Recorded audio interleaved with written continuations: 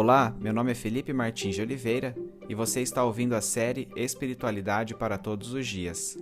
A reflexão dessa semana encontra-se nos seguintes textos bíblicos: Mateus 24, de 32 a 51 e capítulo 25, Marcos 13, de 28 a 37 e Lucas 21, de 29 a 38, e corresponde à semana 51 do Guia Devocional do Evangelho segundo Mateus, Marcos e Lucas, cujo título é Os Sinais do Fim dos Tempos, parte 2. Vamos à leitura dos textos bíblicos. Mateus 24, de 32 a 51 e 25, de 1 a 30. Aprendam a lição da figueira. Quando seus ramos se renovam e suas folhas começam a brotar, vocês sabem que o verão está próximo. Assim também, quando virem todas essas coisas, saibam que ele está próximo às portas. Eu lhes asseguro que não passará esta geração até que todas essas coisas aconteçam.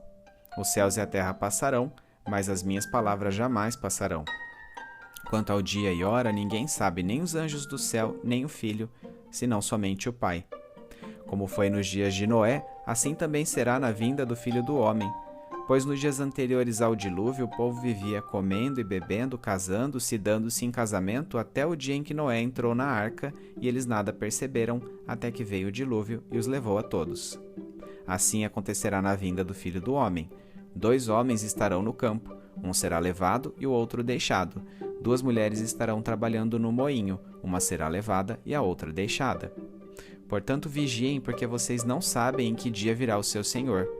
Mas entendam isso: se o dono da casa soubesse a que hora da noite o ladrão viria, ele ficaria de guarda e não deixaria que sua casa fosse arrombada. Assim, vocês também precisam estar preparados, porque o Filho do Homem virá numa hora em que vocês menos esperam. Quem é, pois, o servo fiel e sensato a quem seu senhor encarrega dos de sua casa para lhes dar alimento no tempo devido? Feliz o servo que seu senhor encontrar fazendo assim quando voltar. Garanto-lhes que ele o encarregará de todos os seus bens. Mas suponho que esse servo seja mau e diga a si mesmo: meu senhor está demorando, e então comece a bater em seus conservos e a comer e beber com os beberrões. O senhor daquele servo virá num dia em que ele não espera e numa hora que ele não sabe. Ele o punirá severamente e lhe dará lugar com os hipócritas, onde haverá choro e ranger de dentes. O reino do céu será, pois, semelhante a 10 virgens que pegaram suas candeias e saíram para encontrar-se com o noivo. 5 delas eram insensatas e 5 eram prudentes. As insensatas pegaram suas candeias, mas não levaram óleo. As prudentes, porém, levaram óleo em vasilha junto com suas candeias. O noivo demorou a chegar e todas ficaram com sono e adormeceram.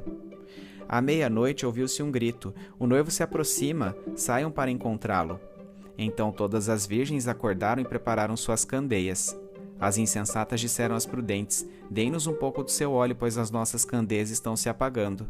Elas responderam: não, pois pode ser que não haja o suficiente para nós e para vocês. Vão comprar óleo para vocês. E saindo elas para comprar o óleo, chegou o noivo. As virgens que estavam preparadas entraram com ele para o banquete nupcial e a porta foi fechada. Mais tarde vieram também as outras e disseram: Senhor, Senhor, abra a porta para nós. Mas ele respondeu: a verdade é que não as conheço. Portanto, vigiem, porque vocês não sabem o dia nem a hora. E também será como um homem que, ao sair de viagem, chamou seus servos e confiou-lhes os seus bens. A um deu 5 talentos, a outro 2 e a outro 1. A cada um de acordo com a sua capacidade. Em seguida partiu de viagem. O que havia recebido 5 talentos saiu imediatamente, aplicou-os e ganhou mais 5. Também o que tinha 2 talentos ganhou mais 2. Mas o que tinha recebido 1 talento saiu, cavou um buraco no chão e escondeu o dinheiro do seu senhor. Depois de muito tempo, o senhor daqueles servos voltou e acertou contas com eles. O que tinha recebido 5 talentos trouxe os outros 5 e disse: o senhor me confiou 5 talentos, veja, eu ganhei mais 5. O senhor respondeu: muito bem, servo bom e fiel.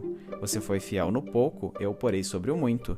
Venha e participe da alegria de seu senhor. Veio também o que tinha recebido 2 talentos e disse: o senhor me confiou 2 talentos, veja, eu ganhei mais 2. O senhor respondeu: muito bem, servo bom e fiel. Você foi fiel no pouco, eu o porei sobre o muito. Venha e participe da alegria do seu senhor. Por fim, veio que tinha recebido 1 talento e disse: eu sabia que o senhor é um homem severo, que colhe onde não plantou e junta onde não semeou. Por isso tive medo, saí e escondi o seu talento no chão. Veja, aqui está o que lhe pertence. O senhor respondeu: servo mau e negligente. Você sabia que eu colho onde não plantei e junto onde não semeei. Então, você deveria ter confiado meu dinheiro aos banqueiros para que quando eu voltasse eu recebesse de volta com juros. Tirem o talento dele e entreguem-no ao que tem 10, pois a quem tem, mais será dado e terá em grande quantidade. Mas a quem não tem, até o que tem lhe será tirado. E lancem fora o servo inútil nas trevas, onde haverá choro e ranger de dentes.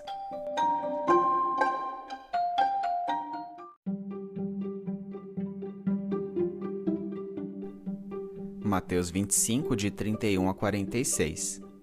Quando o Filho do Homem vier em sua glória com todos os anjos, assentar-se-á em seu trono na glória celestial. Todas as nações serão reunidas diante dele, e ele separará umas das outras como o pastor separa as ovelhas dos bodes, e colocará as ovelhas à sua direita e os bodes à sua esquerda.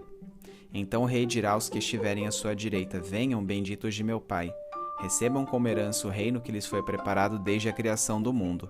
Pois tive fome e vocês me deram de comer, tive sede e vocês me deram de beber, fui estrangeiro e vocês me acolheram, necessitei de roupas e vocês me vestiram, estive enfermo e vocês cuidaram de mim, estive preso e vocês me visitaram. Então os justos lhe responderão: Senhor, quando te vimos com fome, te demos de comer, ou com sede, te demos de beber? Quando te vimos como estrangeiro, te acolhemos, ou necessitado de roupas e te vestimos? Quando te vimos enfermo ou preso e fomos te visitar? O rei responderá: Digo-lhes a verdade, o que vocês fizeram a alguns dos meus menores irmãos, a mim o fizeram. Então ele dirá aos que estiveram à sua esquerda: Malditos, apartem-se de mim para o fogo eterno, preparado para o diabo e seus anjos. Pois eu tive fome e vocês não me deram de comer, tive sede e nada me deram para beber, fui estrangeiro e vocês não me acolheram, necessitei de roupas e vocês não me vestiram, estive enfermo e preso e vocês não me visitaram. Eles também responderão: Senhor, quando te vimos com fome, ou com sede, ou estrangeiro, ou necessitado de roupas, ou enfermo, ou preso e não te ajudamos? Ele responderá: Digo-lhes a verdade, o que vocês deixaram de fazer a alguns desses mais pequeninos, também a mim deixaram de fazê-lo. E estes irão para o castigo eterno, mas os justos para a vida eterna. Marcos 13, de 28 a 37. Aprendam a lição da figueira. Quando seus ramos se renovam e suas folhas começam a brotar, vocês sabem que o verão está próximo. Assim também, quando virem estas coisas acontecendo, saibam que ele está próximo, às portas. Eu lhes asseguro que não passará esta geração até que todas essas coisas aconteçam. Os céus e a terra passarão, mas as minhas palavras jamais passarão. Quanto ao dia e hora, ninguém sabe, nem os anjos do céu, nem o Filho, senão somente o Pai. Fiquem atentos, vigiem. Vocês não sabem quando virá esse tempo. É como um homem que sai de viagem. Ele deixa sua casa, encarrega de tarefas cada um dos seus servos e ordena ao porteiro que vigie. Portanto, vigiem, porque vocês não sabem quando o dono da casa voltará, se à tarde, se à meia-noite, ao cantar do galo ou ao amanhecer. Se ele vier de repente, que não os encontre dormindo. O que lhes digo, digo a todos: vigiem. Lucas 21, de 29 a 38. Ele lhes contou esta parábola: observem a figueira e todas as árvores. Quando elas brotam, vocês mesmos percebem e sabem que o verão está próximo. Assim também, quando virem essas coisas acontecendo, saibam que o reino de Deus está próximo. Eu lhes asseguro que não passará esta geração até que todas essas coisas aconteçam. Os céus e a terra passarão, mas as minhas palavras jamais passarão. Tenham cuidado para não sobrecarregar o coração de vocês de libertinagem, bebedeira e ansiedades da vida, e aquele dia venha sobre vocês inesperadamente, porque ele virá sobre todos os que vivem na face de toda a terra.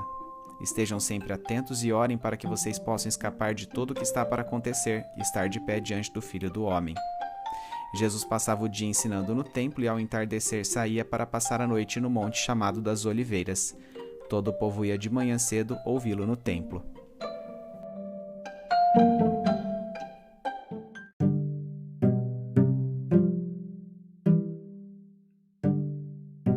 Da mesma forma que a chegada das estações do ano é anunciada pelo verdor de árvores como a figueira, pode-se prever que a segunda vinda de Jesus estará próxima ao contemplarmos os sinais por ele apontados na reflexão da semana anterior. Assim como a geração contemporânea de Jesus experimentaria os eventos que gravitariam em torno da destruição de Jerusalém, aquela que estiver viva no início das ocorrências que antecederem imediatamente sua segunda vinda, não passará inteiramente até que tudo se complete. As previsões de Jesus são inexoráveis. Apesar dos indícios dessa parousia, entretanto, seu dia e hora exatos eram desconhecidos até mesmo pelo próprio Jesus, que em forma humana foi esvaziado de algumas de suas prerrogativas divinas. Por conseguinte, é preciso cultivar vigilância constante em nosso proceder por meio de um viver santo. Tal postura é ainda mais importante na medida em que os dias que antecederão a segunda vinda de Jesus serão de aparente normalidade para algumas pessoas, tal qual ocorreu com Noé previamente ao dilúvio. É importante ressaltar a este ponto que o contexto imediato das declarações contidas nos versículos de Mateus 24, 40 e 41 é o dilúvio dos dias de Noé.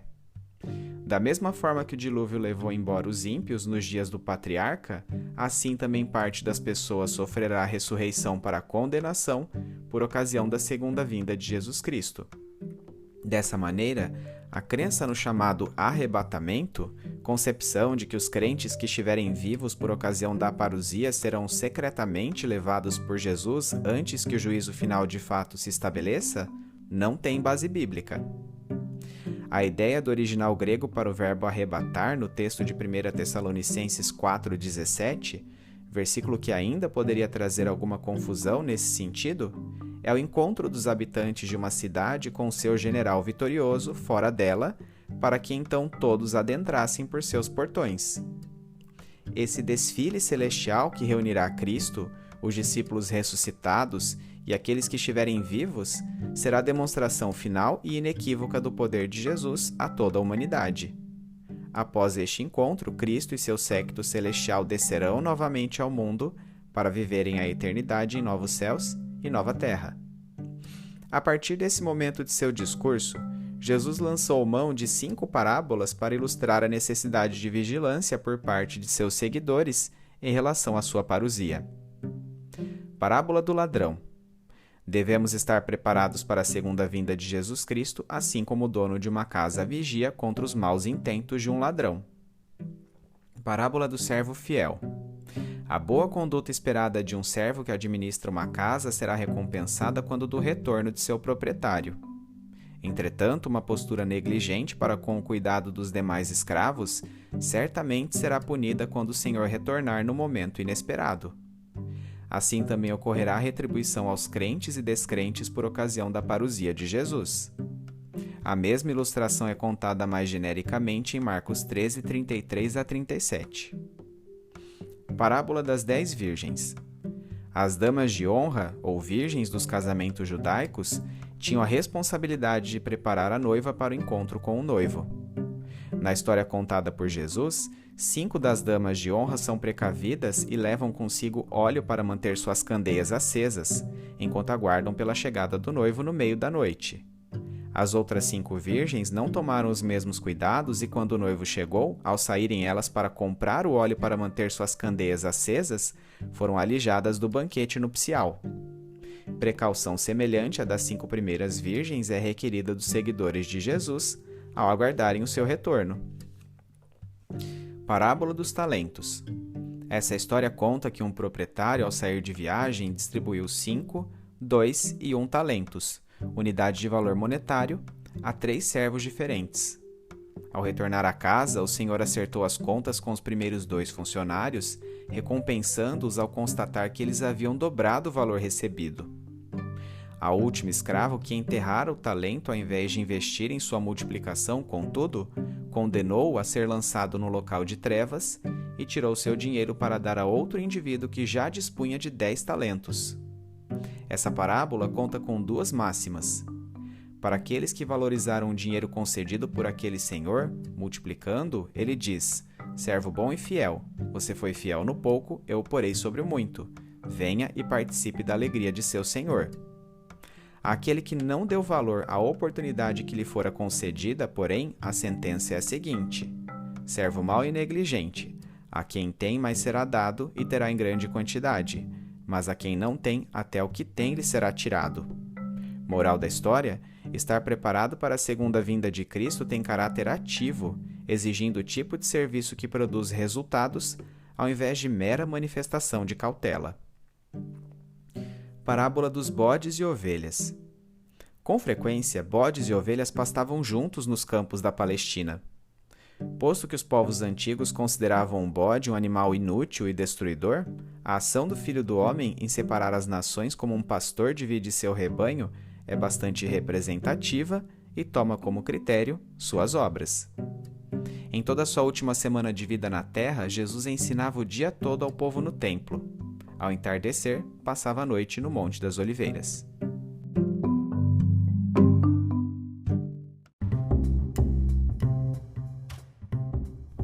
Aplicação prática. Acerca da necessidade de vigilância em relação à segunda vinda de Jesus Cristo, Anthony Roykema, em seu livro A Bíblia e o Futuro, assim nos exorta: Jesus nos ensinou a certeza de sua parousia, mas sem nos fornecer a data exata. Mas, uma vez que o tempo exato da parousia é desconhecido, é necessária uma vigilância constante. Essa vigilância não significa espera indolente, mas requer o uso diligente de nossos dons no serviço do reino de Cristo. Há recomendações negativas e positivas em relação a tal vigilância. Negativas: abandono de comportamentos que fomentam o pecado, tais quais libertinagem, bebedeira e ansiedades da vida. Positivas: além daquilo que um crente não deve fazer, somos admoestados a suprir com proatividade as necessidades de nosso próximo. Não há, entretanto, nenhum indício de mérito nesta ordenança, mas sim a ideia de que as recompensas do reino dos céus são dadas precisamente aos que servem sem pensar nelas, conforme pode ser depreendido da explicação da parábola dos bodes e ovelhas. O amor, sim, deve ser a essência da verdadeira religião, que transborda pelo cuidado com o próximo, imbuído do conceito não somente de que todo ser humano porta a imagem e semelhança de Deus, mas de que cada necessitado rememora a simplicidade do Jesus humilde que viveu entre nós.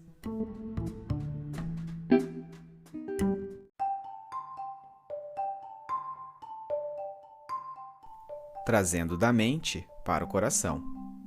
Senhor, nesta manhã fresca, quero aproximar meu coração de Sua presença. Quero esquecer por um momento as obrigações do dia a dia, concentrando-me apenas em Sua grandeza. No mundo de incertezas e incoerências, como é bom aproximar-me do Deus que nunca muda. Respiro profundamente. O ar que entra por meus pulmões assume um ritmo encadeado com o balançar das folhas das árvores por ação do vento. Absoluto silêncio reina ao meu redor, este silêncio dos domingos de manhã das cidades do interior, que acalma também o meu interior. Dirijo-me à Trindade Santa com reverência, temor e, ao mesmo tempo, profundo amor. Posso achegar-me ao trono da graça e contemplar pela fé o Cristo que agora reina à direita de Deus Pai.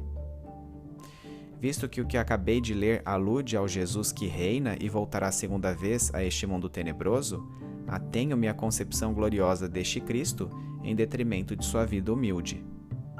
Contemplo não o Cordeiro, mas o Leão de Judá, não o Carpinteiro de Nazaré, mas o Rei das Nações. Suas palavras, suas ações e seu poder não somente sustentam o mundo, mas não podem ser frustrados. E minha fé repousa nisso, não importando as circunstâncias externas. Espírito Santo de Deus, por sua ação, molde meu caráter, gerando Cristo em mim. E não apenas em mim, mas replique Cristo em cada irmão meu, em sua igreja. Que tenhamos a consciência de que as mazelas de nossos tempos representam as dores de parto da parousia do Messias, mas que também saibamos enxergar a suposta normalidade que antecederá esta segunda vinda. De fato, enquanto meus irmãos orientais sofrem com intercorrências naturais e perseguição religiosa, assim como ocorreu com a igreja primitiva, o mundo ocidental vive sua rotina aparente como nos dias que antecederam o dilúvio. Por isso, guardo as palavras proféticas de Jesus dentro do meu coração, a fim de que despertem em mim uma vigilância ativa que entende não somente o que não devo fazer, mas também aquilo que é tarefa urgente. Há pouco tempo para entregar-me em serviço intenso no corpo de Cristo. Há um período escasso para testemunhar de seu amor para aqueles que ainda não o conhecem. Em todas essas coisas, sejam recomendações negativas, sejam positivas, em relação à espera por sua segunda vinda, Senhor, faça-me diligente. Maranata, vem, Senhor Jesus. Amém.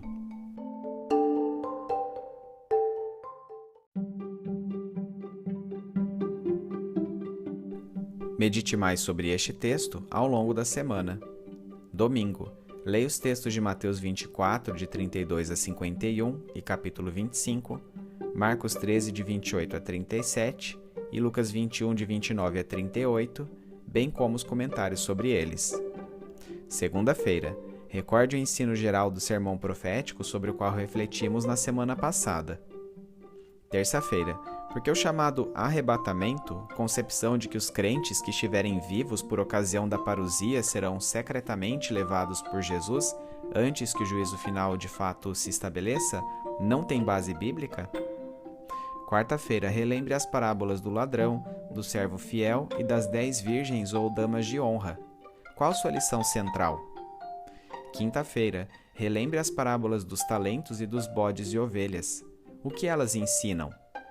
Sexta-feira, sua espera pela segunda vinda de Cristo tem sido meramente passiva ou você tem ativamente usado a vida que Deus concedeu a você em serviço ao reino divino? Sábado, quais as implicações práticas dos textos de Mateus 24, 32 a 51, capítulo 25, Marcos 13, de 28 a 37 e Lucas 21, de 29 a 38 para a sua vida?